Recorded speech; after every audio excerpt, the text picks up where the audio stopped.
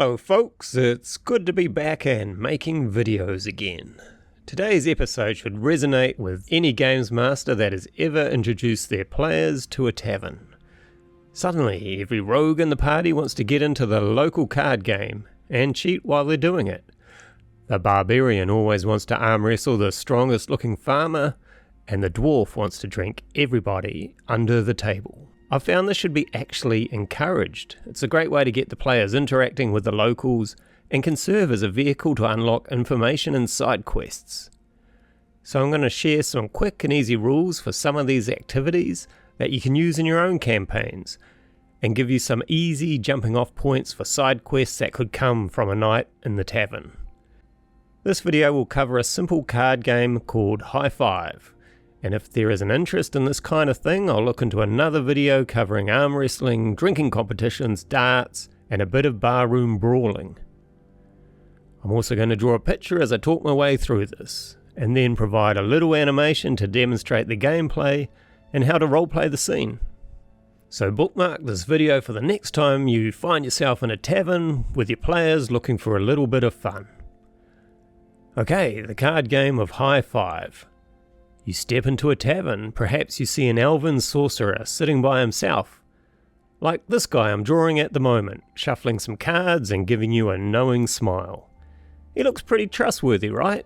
Kind of guy that's got his subtle spell and detect thoughts ready to go. Maybe by the end of a few games he knows enough about you to hire your party. There's a casual game going on, just a few of the locals hanging out, playing cards. There's a few places still left at the table. To cover any card games, I've come up with a pretty simple system using a 10-sided dice.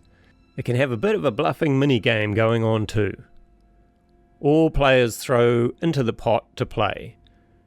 The amount they throw in depends on whether the game is friendly, which could be 1 copper, or high stakes, which could be 10 gold or more depending on your world economy.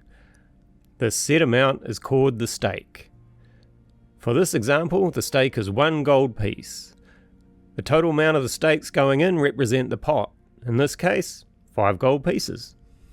Each player then draws 5 cards, and these cards represent a value number between 1 and 10.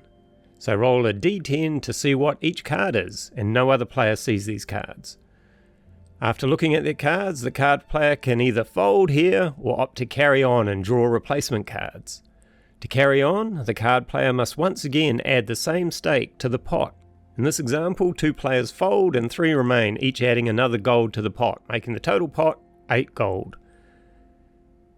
To decide if an NPC folds, the DM just puts themselves in the NPC's shoes. A timid player could fold on a fairly average start, around a total of 25 or less. A bold player might only fold on a starting total of 10 or less. Players can try figure out what his opponents have by using their insight versus the opponent's deception. A success can show whether the opponent is nervous or confident, possibly even if they are bluffing. A failure will mean they cannot read the opponent. The DM might even throw in a wrong read at the player. The DM should make these rolls in secret so the players do not know if they rolled well on the insight check. By the way, DM secret rolls add a whole new dimension to ability checks if you haven't tried using them before. It's fun to do with, say, stealth checks versus perception too, so the sneaker is unsure whether they have truly remained hidden. You can have your NPCs use insight versus deception on the players too, especially if the NPCs are skilled card players, and this might influence whether they fold or not. Card players who have stayed on and paid the second stake may throw out any of the cards in their hand and redraw, roll again on what they have thrown out. How many cards they draw, of course, is a good indicator of how strong their early hand was. After these new cards have been drawn, you might want to add another opportunity to fold, and card players who want to continue must once again pay a stake. And this time they could even raise the stakes. I made this step optional, so remove it if you want to speed things up and keep the game simple. The card players that have made it this far now show their cards. The highest total wins the pot. Ties are resolved by drawing another card, by rolling a d10, and the highest card then wins the pot. Cheating. There are of course many ways to cheat in this game, including using magic. Most spells would need the sorcerer's subtle spell feat to cast while playing, but maybe there might be a spellcaster hiding in the crowd, casting Detect Thoughts and using the message cantrip to let the player know what's going on. And a player who has a spare deck of cards might use a sleight of hand to swap out 2 cards for 2 10s. This will be against everyone's perception, including non-allies watching the game, and if someone's caught cheating, they might be thrown out of the tavern, a bar fight might erupt, offenders could take a heap of non-lethal damage and be beaten and robbed by some powerful NPCs that happen to be bar regulars. It's good for the DM to dish out some real consequences for players that cheat and steal, just so they think twice before potentially sidetracking an adventure. The framework. Of course, this card game is just a framework to roleplay and perhaps share more information about your world and adventure. There might even be interesting items put in the pot if a card player has run out of coin, maybe a treasure map, or a strange locket like the one found in my Ballad of the Banshee video, which will be in the links below. As NPCs mull over their roles and decisions, they can use the spotlight to pass on tidbits of information the player might latch onto. If the players keep the conversation natural, they might get far more information from the locals than they would by just cold calling on strangers. Use persuasion to charm, gather information, form alliances. Perhaps the table is divided and factions lay there. For example, the scene I set in the town of Dusk, where the prospector approaches the party for work, would probably feel far more natural if they met him in a card game, a tense card game with the unscrupulous Gallows and Slab. Suddenly you have a tavern encounter filled with tension and the chance to gain information, win a treasure map and meet several unrelated NPCs all at once. I'll leave a link to this adventure in the description below. Let's go through that scene. So, after introducing yourself, you are invited to pull up a chair at a local card game. The tall, lean Gallows fixed you with a flinty stare. Stake is 1 gold. Throw it in if you wish to play. The other players around the table all flick a coin into the middle of the table. 5 cards are handed out to each player. Gallows looks at his and then says, "How's the prospecting going there, Gumpty?" The old stumpy prospector called Gumpty squints at his cards and says, "That's none of your business."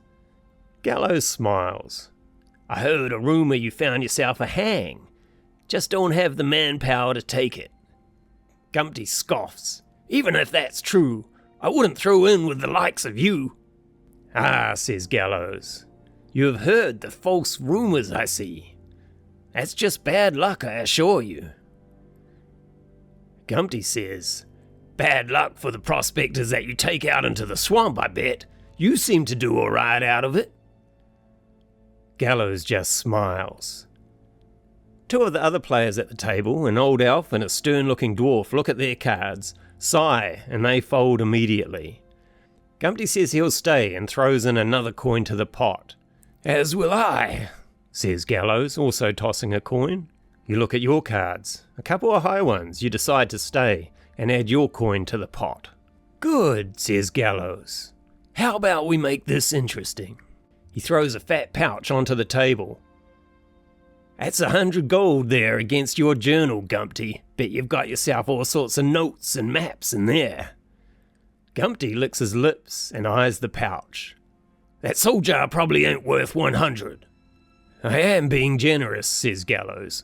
"Need one of them there soul jars to get my foot in the door with the Heron folk." Gallows then looks at you. "And how about you? You and your crew look capable enough. Your stake can be a few days' work. Help whoever wins to collect the soul jar." And there you go, multiple outcomes that could drive an adventure in many different directions. If you win, your party makes an easy 108 gold and you have a treasure map.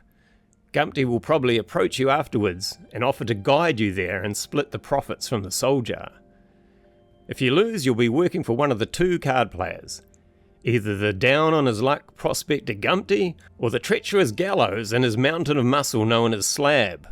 This scenario could have happened after several rounds of playing High Five, with a lot more lore drops and info before getting into a hand like this. And also, if the player doesn't play cards or refuses the upping of this stake, you can still have Gumpty win the pot, and now he'll be able to hire the party to help him with the 100 gold he's just made. So there you go, enjoy. Thank you for watching and good luck in the taverns.